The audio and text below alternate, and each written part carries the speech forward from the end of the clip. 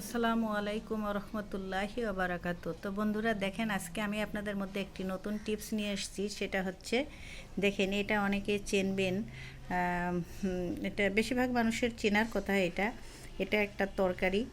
হুম এটা সবজির একটা তরকারি। এটা বিট বলে, অনেকে বিট বলে এটাকে। তো যাই হোক, এটা হচ্ছে খেলে খুবই উপকারিতা হবে। এটা খেলে কি উপকারিতা আসবে? এটা পেট পরিষ্কার হবে, রক্ত পরিষ্কার হবে, লিভার ভালো থাকবে। এটা খেলে খুবই উপকারিতা। এটা অনেকে খেতে পারে, অনেকে খেতে পারে না। তো অনেকে এটা হচ্ছে আপনার আলু ভাজির মতো করে খেতে পারেন, আলু ভাজির মতো খেতে পারেন, বা হচ্ছে এর মধ্যে শসা গাজর দিয়ে, টমেটো দিয়ে এটাকে একটা সালাদ বানাই খেতে পারেন। এটা কিন্তু খুব একটা উপকারিতা জিনিস। এটা যেভাবে হোক আমাদের খেতে হবে।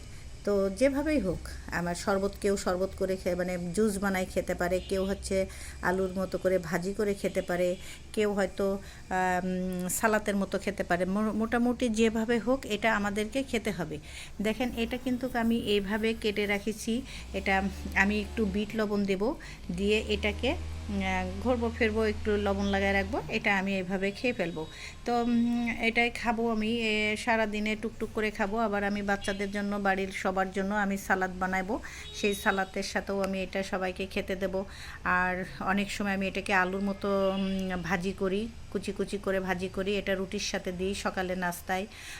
কোনো সময় জুস বানাই দিই, কোনো সময় এরকম সালাদ করে দিই, কোনো সময় এরম পিস পিস করে দিই, যাতে যে রকম হোক এটা খেতে হবে। এইটাই হচ্ছে সবচেয়ে বড়, যে এটা আমাদের খেতে হবে। তো যে যেভাবে পারেন আপনারা সেইভাবেই খাবেন। আর একটু মাটি মাটি গন্ধ বেরোয় এই এই সবজিটা, কিন্তু এটা খুব উপকারিতা একটা জিনিস।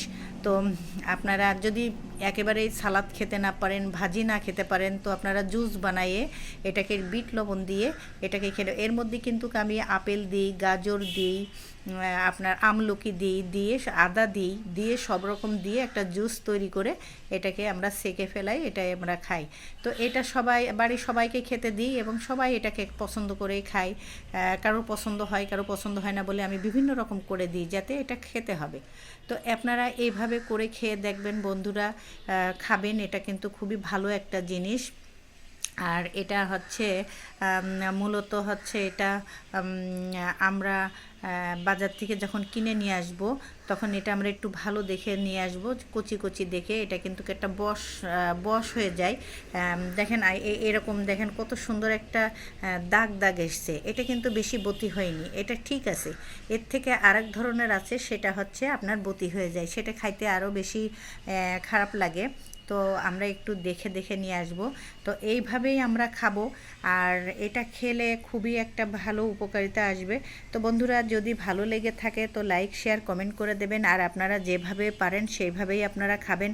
আমি এইভাবেই খাই। তো যদি ভালো লাগে তো লাইক শেয়ার কমেন্ট করে দেবেন। আসসালামু আলাইকুম ওয়া রাহমাতুল্লাহি ওয়া বারাকাতুহু।